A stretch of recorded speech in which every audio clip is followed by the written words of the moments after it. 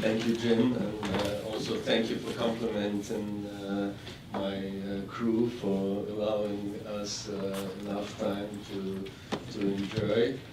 We actually learned that at our previous engagement at Goldman Sachs, so we now give ourselves more time to party. So I'd like to start with looking at what we've done over the last year, since the last time we met was about this time last year. We, of course, done a lot of development and organizational structuring the company for the growth.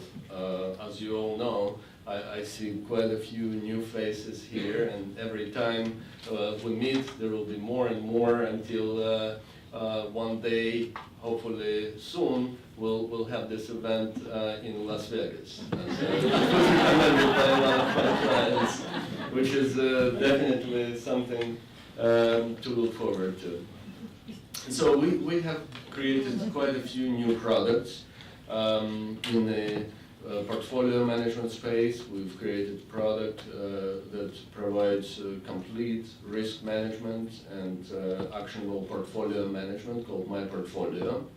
We also embarked on a new product to cover FATCA reporting, which is a new IRS-driven but actually becoming more global. We also established several new offices. There is a new office of Axiom in Asia, in Hong Kong, in Europe, in Luxembourg, and in Latin America, in Sao Paulo. So we've, of course, I already mentioned, done quite a few successful projects over the last year with a new bank holding company reporting for Morgan Stanley. We also implemented new swap dealer reporting rules, and of course asset management with Form PF and CPO PQR is definitely was a big undertaking by Axiom in the asset management space.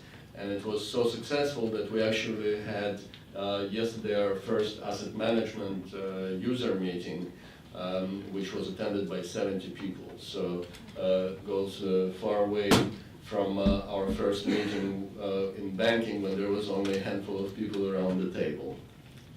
And of course, we finally concluded last year in Jakarta by winning Asian Banker Award for the project that we conducted jointly with Deutsche Bank.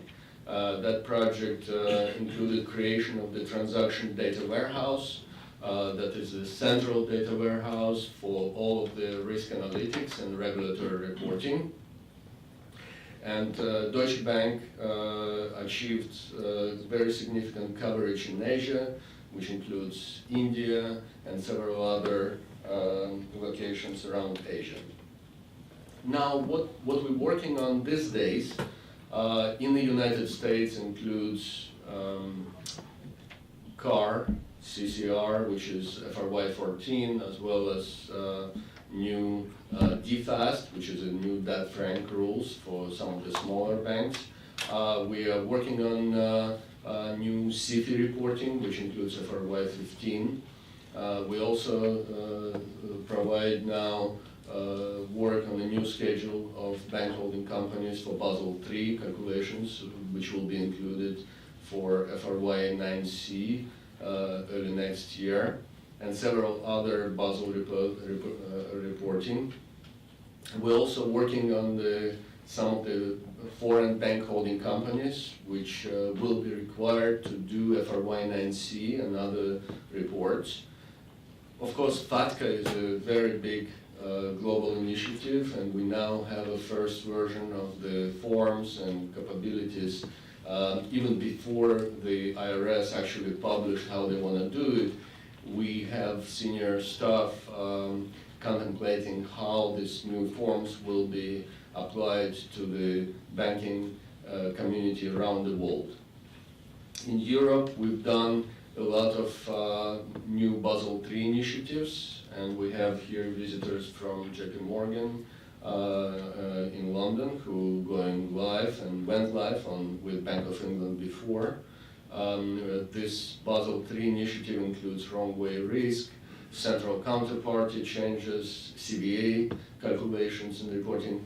But the biggest work that we're doing now in Europe that consumes a lot of time is the core rep and thin rep. Those are the big reporting items that include completely new XBRL type of reporting mechanisms, which start in Europe, and as we know, everything starts in Europe and then travels east and west. So I think in a few years or sooner, we may expect something like that coming into the United States. So later on, we'll have a presentation about what that new XBRL initiative is about. And of course, we have created quite a few new templates for the coverage in Europe, which include countries like Belgium, Switzerland, Luxembourg, Ireland, and Netherlands. In Asia, we've working on new countries, including Indonesia and Japan.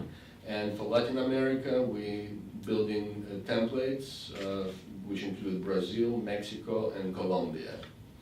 But of course, the most important thing is the collaboration environment, which you all know. We're making it more proficient and more accessible, and collaboration for the regulatory and other areas. So the regulatory agenda is really diverse. As I mentioned, the regulations are sweeping across the financial industry, from banking to securities and asset management, increasing scope and complexity with Dodd-Frank Act, with CCAR in Europe, ESMA and AIFMD, FATCA. More complex calculations and granular data will be required for this type of reports. And of course, all of this comes with increased expectations, both from the regulator, where we have more frequent reports, as well as the response times. I remember when Ken Lamar used to tell us this comes next year or comes a year after next year. Nowadays, they're telling us, okay, this is next quarter or next 6 months. Also, interdepartmental relationships between everything that we do, which includes risk, finance, and operations, becoming more and more important, because the regulators are really looking not just to get a report, but looking for the transparency across the financial industry and financial departments, risk, and operations of the institutions. So, in other words, all of this really represents a regulatory iceberg.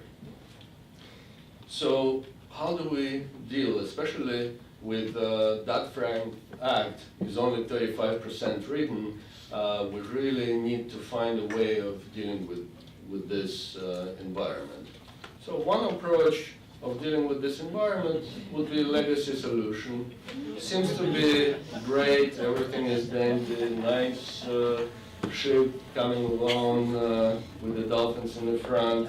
But when the new regulations appear, we all know what happens. Then another approach is do a quick fix to existing legacy systems, but it's easier said than done. Hit a bump and it's done. Another approach some people still take, it's called hands-off approach. You have an autopilot, things are nice, press a button, report comes out. However, when the autopilot is turned off, we know what happens. So what we're all looking for is really a strategic, data-driven approach and solution that can take us through this regulatory minefield. And the best way to describe it would be a submarine. You can see the iceberg from every perspective. It can take you places where you want to go without hitting the roadblocks. And most importantly, it's how we can achieve collaboration both inside the submarine, inside our submarines, which is the regulatory department of every institution, requires complete collaboration. Collaboration between IT, collaboration between all the technology, all the business, and with the human element in the center. And our solutions are based on this model, which allows us to create and provide you with the system that enables collaboration rather than struggling to achieve one. So as a result, what we bring to the table today is a complete integrated framework that on a vertical has all of the business operating model required from analysis, change, execution, and business process management perspective. And on the horizontal takes us across all of the processes, from capture of information and sourcing to enrichment, calculation, reporting, and of course submission. So this is the strategic environment that we bring to your organizations, and we hope that today we'll cover some of the nuances and we'll answer a lot of the regulatory challenges. And going forward, we're looking to cooperate and establish closer relationship on individual topics with each of your respective organizations. So thank you very much, and please enjoy the rest of the show. Thanks.